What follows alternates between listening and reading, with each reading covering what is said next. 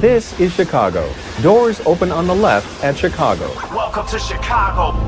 Welcome to Chicago. Welcome to Chicago. This is Chicago. Doors open on the left at Chicago. Welcome to Chicago. Welcome. We're out of breath. Woo! Welcome to Chicago. We are at Casa Humilde, 7700 Madison in Forest Park.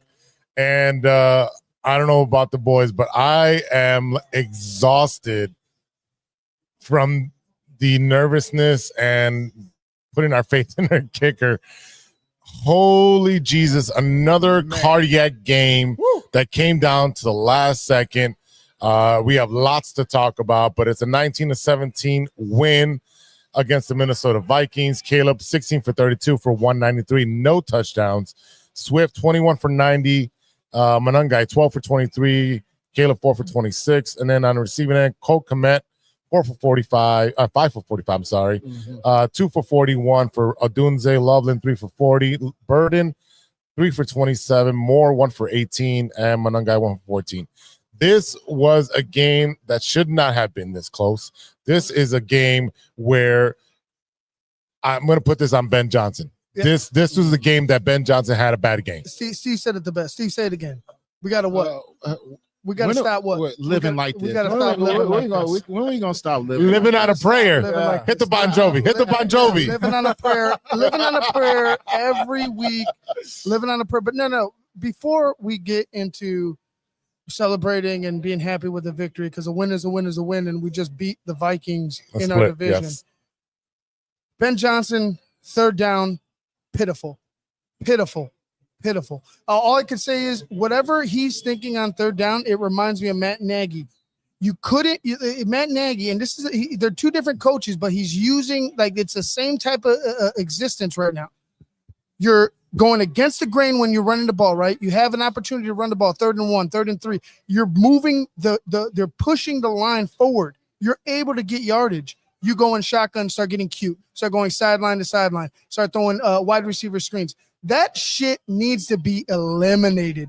I know everybody on here is frustrated because you had opportunities to put this game away and you still can't get out of your own way. And this one falls on Ben Johnson, where you had your chances, third down, to get the drive continued, to get things going, continuously calling plays for Caleb.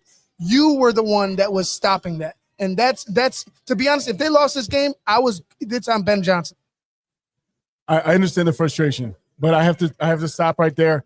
This was a victory. We can't start the show talking about like this as if it was a loss. Absolutely start the show. And I'm gonna tell you what, because absolutely start the show talking about it. We are 7-3. I'm happy. When did you ever expect this team this year to be 7-3? I've seen this before. I understand the frustration, and we can talk about that ad nauseum. But at the end of the day, this is a Bears victory once again.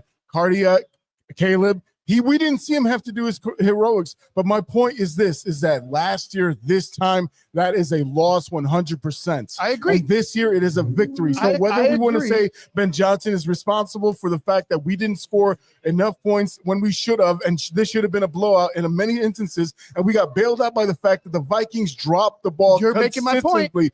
But my point is that at the end of the day, this was still a victory. You win ugly, you win pretty, it doesn't matter. Yeah. A win is a win. So at the very least, we have to start the show by celebrating the fact that Cairo Santos actually pulled it out, granted in the indoor stadium, and we got a victory, another heart attack win, but we got the win. No, it sounds like you're satisfied. No. It sounds like you're satisfied with what happened. I'm satisfied with the win. No. I think that's the winning most is fine. important thing. Winning is the most important thing. But when you're going to go into a deep playoff run, when you're going to go up against better fucking football teams, that shit isn't going to fly. And I'm not disagreeing with that, but the point is that wait. You said what you had to say. You said what you had to say.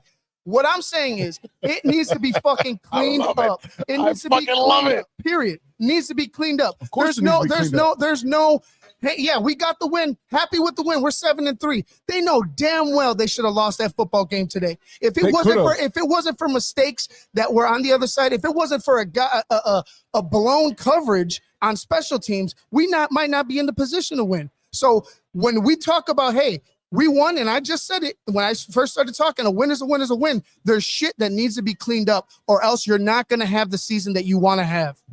the point is still you still won the game. That's at least celebrate the win, and then we can break down the loss or the bad things. Steve. Okay, we won. We won. Yes, we won. There was a victory, ladies and gentlemen. I can break down on both sides. We All right, won. go for it. 7-3. We're moving in the right direction, Mm-hmm. but we have to start setting higher standards for ourselves Absolutely. as well. So this is the thing we know. We don't have no pass rush. Let's just put No, none at all. Let's Non-existent. let's just stamp that as we have no pass rush. But we are figuring out, we are overachieving in a lot of departments. Defensively is one, and let's as we talk about, let's give some praise. Let's give praise to that defense. 17 points allowed, right? Even though they let up that last minute drive, they held on all the way. Now, this is the reason why we're frustrated that the defense played so well and we didn't tack on touchdowns and points. Like Ivan said, put your foot on their neck. So that's and I guess we're very happy, and I think it's good to be happy, but I think we have to set our standards a little higher because we are approaching the playoff type of team, but we can easily lose all this because hey, we got Pittsburgh next week. Mm-hmm. Hey, we got Cleveland and we have Philly after Pittsburgh. Philly's the real. Yeah, Philly's So, going to be the barometer. and then we still got 2 versus Green Bay, and we still have 1 versus Detroit, and we have San Francisco. Yep. So when we're looking at it, when are we gonna? And we can play with anybody. Let's get that. If we cut down on those mistakes and those things, and I think the frustration is Ben is this calling. He's brilliant. Mm-hmm. It's just like he just needs to get out of his own way. His own way.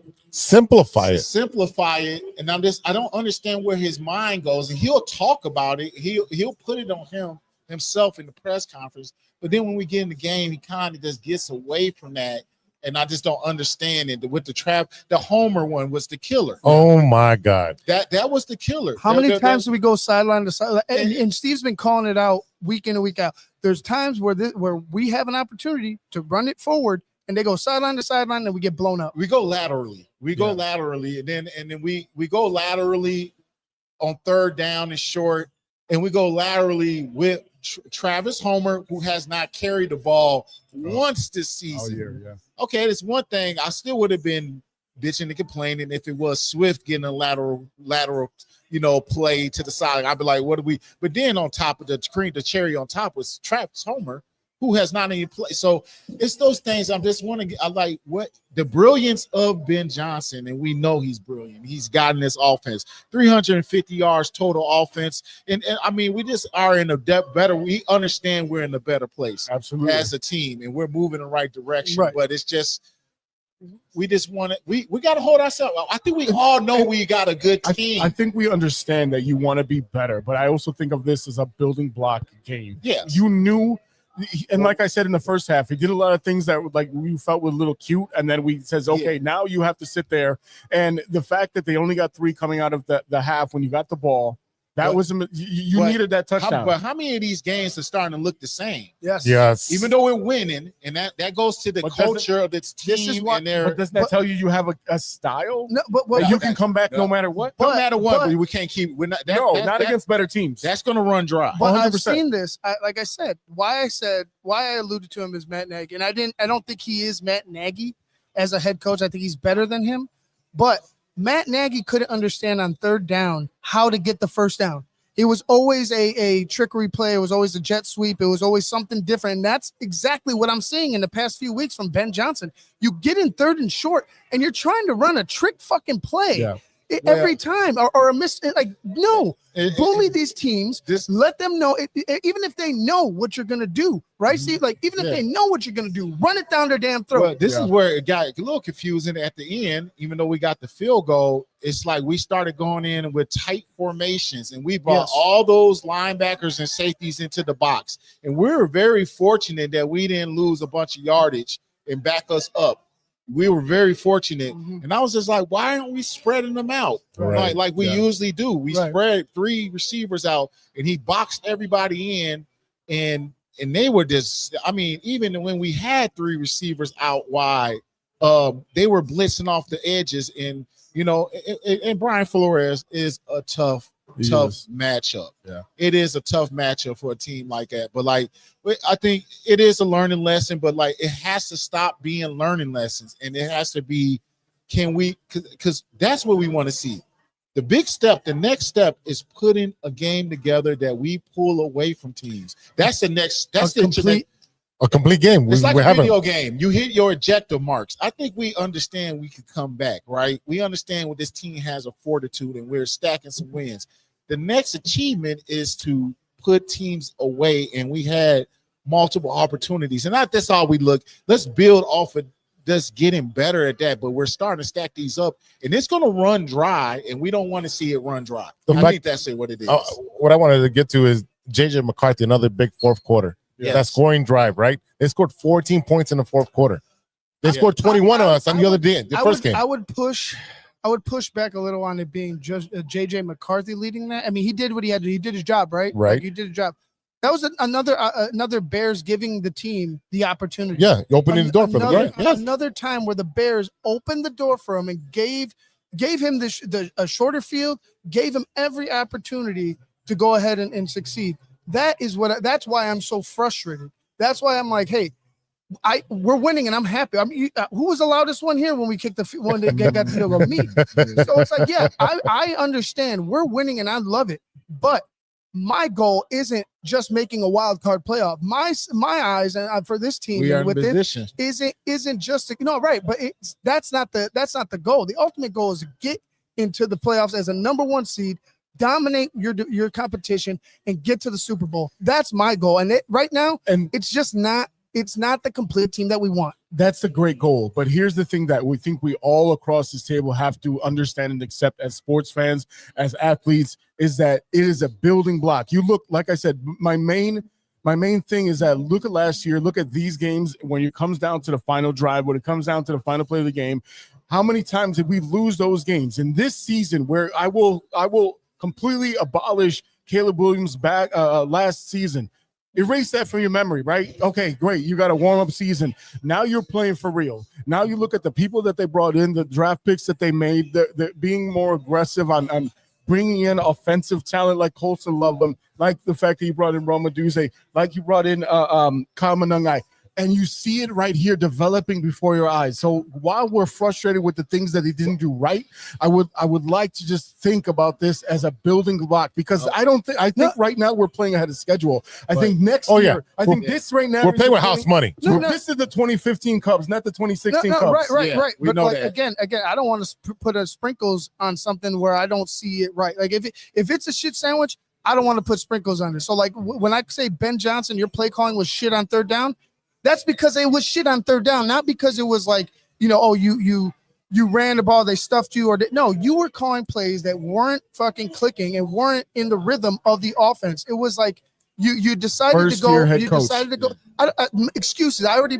He's always been a play caller, but he's always been a play caller. I've already said that Ben Johnson is a work in progress as well. But if this is multiple weeks back to back, we're third down, you're not calling the right plays. That's something you need to critique and point out. And that's something you can fix. Yeah. That's part of the learning process. Then Making mistakes is part of the learning process. 7 for 18 on third down efficiency is a bad number. Look, but listen to this. When you let me put you in the mindset of a player. You are happy. Once again, they're gonna go in there. They're gonna be happy. But there was a lot of frustrated players that you saw on that sideline. Number 1 being Caleb Williams. If you did not watch him today, players dropping balls for him. And I think there was a little frustration with him with the play caller. I'm sure it is. And we talked about that at halftime, yes, right? we did. What are you looking at each other like, Ben, run this thing down? And we know Ben is an excellent play caller.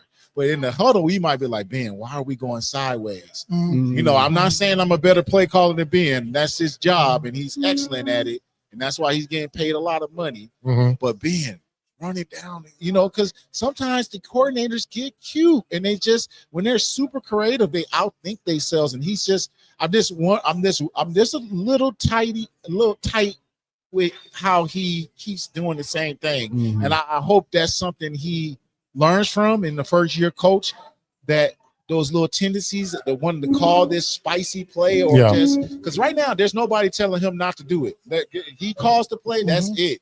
Yep. There's nobody challenging him. And you could see his personality that he's headstrong. That's what I asked you during halftime. And Yeah. then when he comes, he decompresses in the press conferences. And so I think it's just we see something like, hey, sometimes, hey, this is the 2015 Cubs, but we see the writing on the wall where we just need to keep winning and keep building. Let's see more. We need to see more if we're going to be the 2016 Cubs. So is your frustration coming out of the fact that you see the potential? Yes. Yeah, exactly.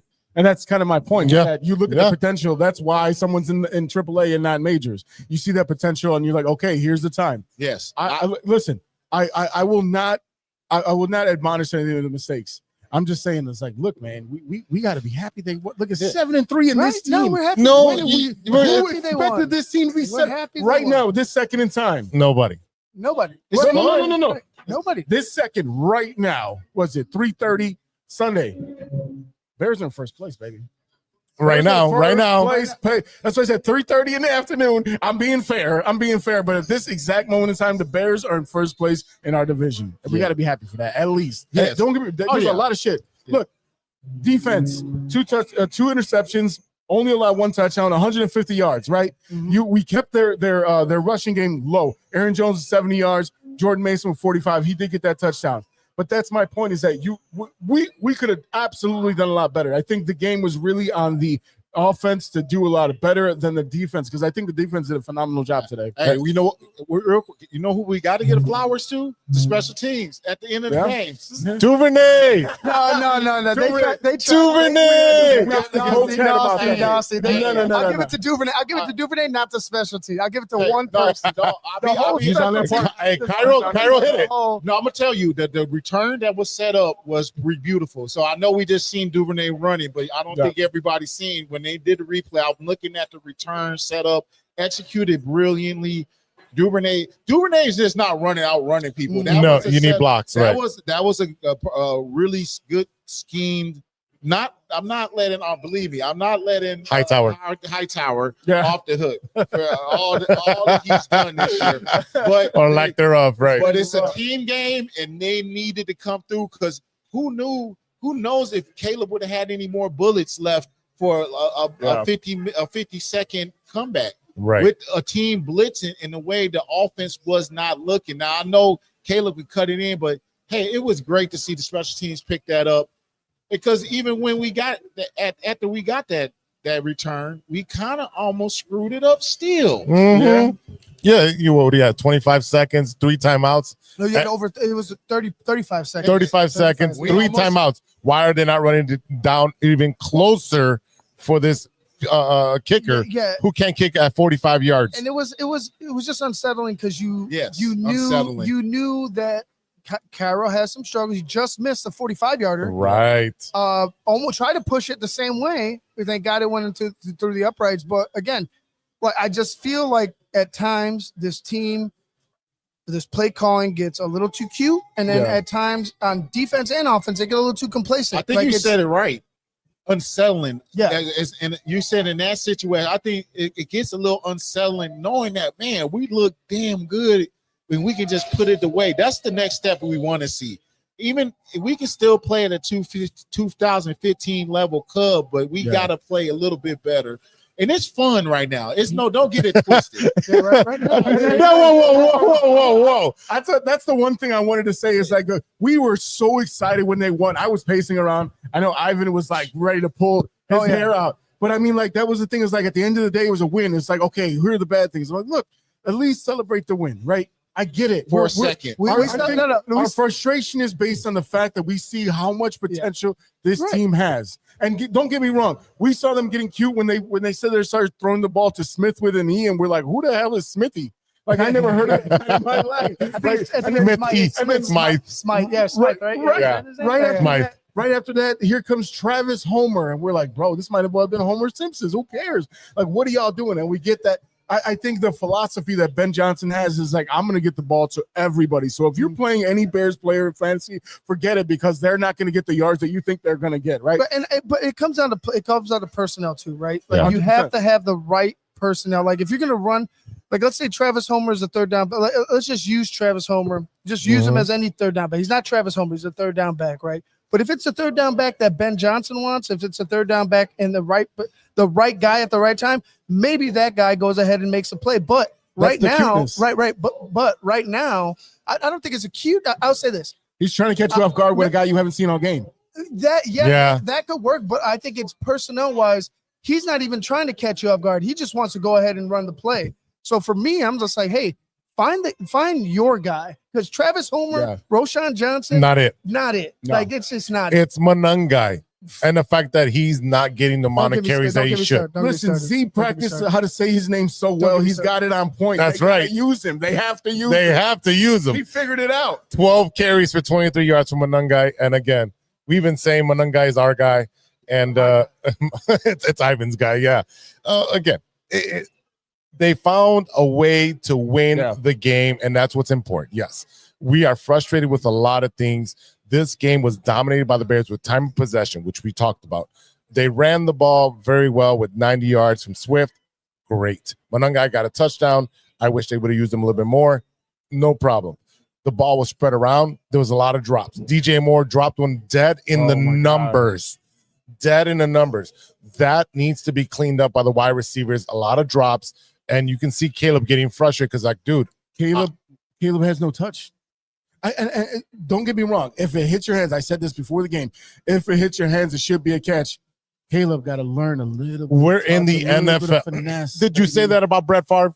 I don't care about Brett. Oh yeah, when he was rifling those passes, he never make the catch. Just make the Luther Burden drop. Like I said, these guys just make the catch. But again, I agree with they spread it around well. I don't need to see fucking Caleb blow people away with his stats. What he did was he protected the football. He didn't turn it over. Yep. He hit the guys that he needed, when they were open, when he had to. And to be honest, he did what he had as a quarterback. He did everything he could to keep his team. He even hit the release valve. Exactly. He hit the release valve. He threw the ball away. Everything we've been talking about for the past 9 weeks of what he needs to improve on. He's improving game to game. We did see some of the bad habits where he's just doing his tornado act. And then I don't know if we saw. I don't know if we saw it necessarily. I don't know if we saw any, like, he threw the ball away. To be honest with you, I think he had a better game than just like trying to be a superhero than we think, because when he did get pressure, he wasn't trying to force it. He threw the ball away multiple times. He did. So like not saying that he could make a maybe one of those two decisions on those sacks, he could just take off or whatever. But when it came to pressure and he got outside the pocket, when he didn't see anybody open, he got rid of the football. He did. He did. But he still did the. Was it? It was that one play where he was running around. Yeah, there was nothing left. Yeah, there was nothing left on that. Yeah, for the most part. I mean, we're not, we talk about not nitpicking. You can't nitpick. I mean, he's saving us out of a lot of sacks. Right.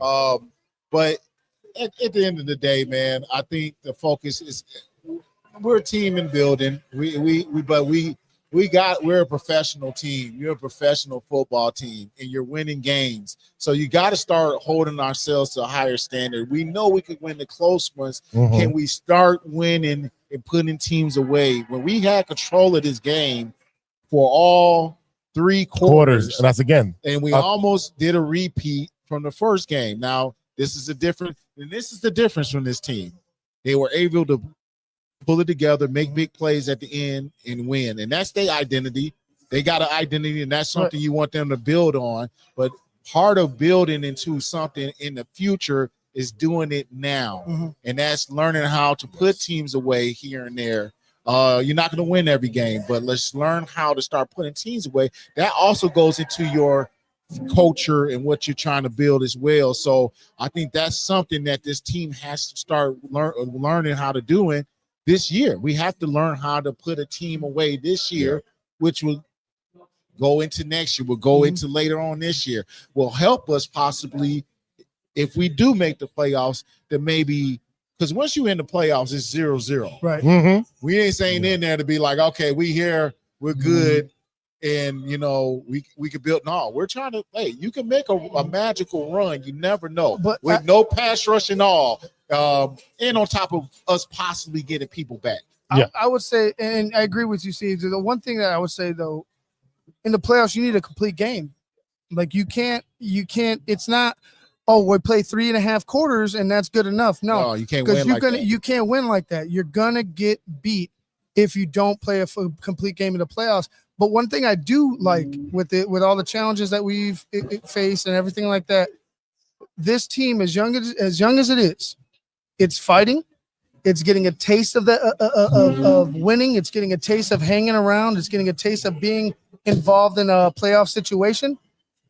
I think as a young football team with a young head coach, this is probably the best scenario I would consider, because we're struggling, and trust me, I'm frustrated because like you said, the talent, right? Yeah. We see the potential, but again, if you're going to do this, you have to be complete, and I just don't think that this team can be totally complete until you get into this offseason, you get into the draft, and we start really drafting these ugly big monsters up front that could dominate and help us win football games. Absolutely.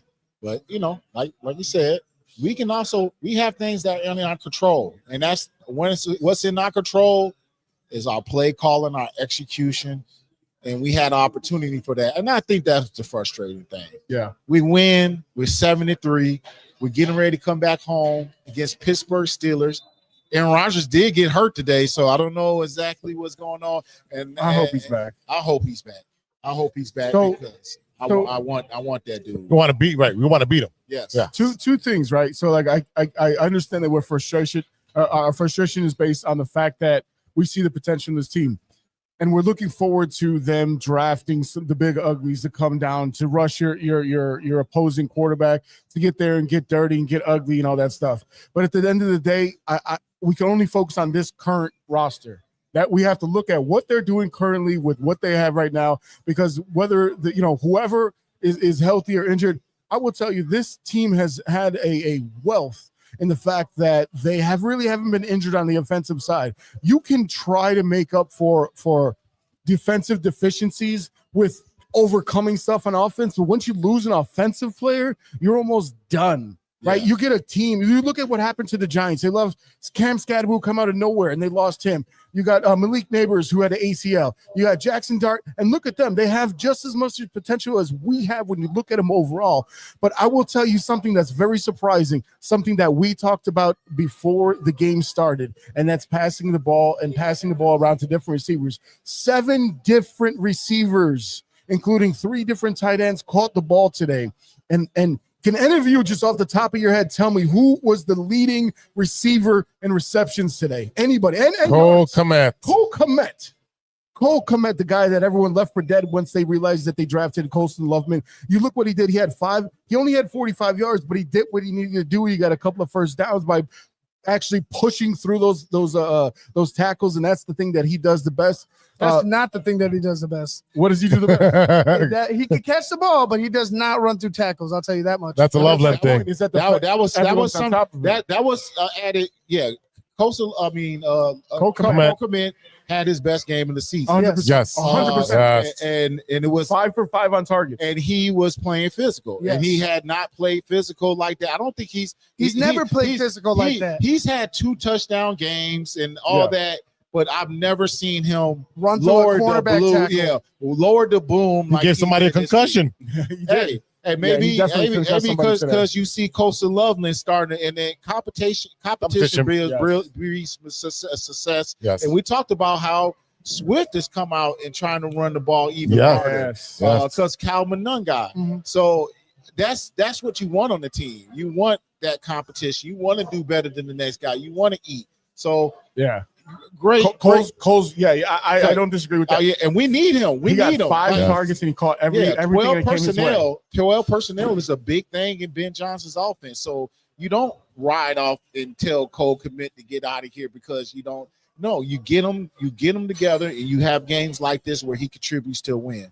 Now, on the flip side of that, real quick, we talked early before the game and at halftime about Roma Dunze. Roma Dunze 6 targets today, 2 catches. The only reason he's second on the chart is because he has 41 yards versus Colton Loveland with his 3 receptions and 4 targets for 40 yards. Rome Odunze's God, the ball hits your hands. DJ Moore had one that was in his bread basket and he let drop to the ground. That we were lucky. We were lucky at the amount of passes that the Vikings had in their hands and dropped, whether across the board. I don't care who it was, but the Bears got to clean that up. That's the point of contention that I'll make, is that when it hits your hands for the Bears, you got bailed out by the fact that the Vikings could not hold on to the ball when it did hit in the hands. But you had the same problem in any other scenario. You got short-handed receivers. You had short-handed tight ends and running backs in another team. You're not going to win this game because of that. Ivan, at the end of the day, as we close this this episode out, who are you giving your flowers to for the team? The defense. I mean, to be honest with you, they played their asses off. They should have. I think it should have ended with a 3-point score for the Minnesota Vikings. I don't think they should have ever gotten that those 14 points in the second half. Exactly. But I would give it to the defense. They played their asses off. I mean, they kept the Minnesota Vikings at bay enough for us to win the football game. And again, like that last touchdown, like what else? Like at the very end of the game, they give up a touchdown. Like I can't put on. They played their, like I said, they played their asses off. 2 takeaways. Two takeaways. They were in McCarthy's face a little bit, but like Steve said, this pass rush needs to be fixed. It needs to get home. Again, but I will give my flowers to the defense for keeping this team in the ball game. I'm going to agree with you. My flowers do go to the defense. Again, giving up only 17 points. I know 14 in the fourth quarter we talked about earlier, but if you look at the past games where they gave up 20 to the Giants, the Bengals game with old man over there gave 47 to 42. The Ravens 30 points. And then you look at the Saints, we only give up 14 points, Commanders 24. So if they can keep these teams to 23, 24 points and below, and we can start scoring, because in my opinion, the Bears should have had easily 30 to 35 points in this game. And it should have been a blowout. It should have been 35 to 3. But we continue to let these teams come back in the fourth quarter, and now we're literally biting our nails and digging our toenails into the floor. Sorry, Casa Humilde. We left some marks on the floor, and because we're waiting for the last second, the Caleb, cardiac Caleb with his Superman cape to get the win for us, or relying on Cairo Santo or Moody to kick a game-winning field goal. This needs to be cleaned up on the offensive side. The pre-snap penalties need to be cleaned up. The legal procedure? What was it? Legal procedure, legal formation. Yeah, we have 2 of those. Like that's uncalled for. Like, where to line up. The ball's there. Step back 1 step. There you go. So for me, it's gotta be the defense who's been carrying this team for a little bit, even though they're a walking wounded, because we have a lot of players out. Well, all right, so I'm going to give flowers to 2 players here that we actually mentioned previously. And number one is Noah Sewell. He had 10 total tackles, 4 solo. We talked about TJ Edwards being out for the game. That was the name that came up, and we've seen him have these weird penalties, like he hit on the quarterback the previous week, the weird little things that he does that is not quite TJ Edwards, and we're used to in that position. 10 tackles for him. Another guy that has gotten kind of shit on a little bit for the Bears is Tremaine Edmonds. When you look at him compared to the fact that we see Roquan Smith do in Baltimore, he was supposed to be the replacement, him and TJ to come into that spot.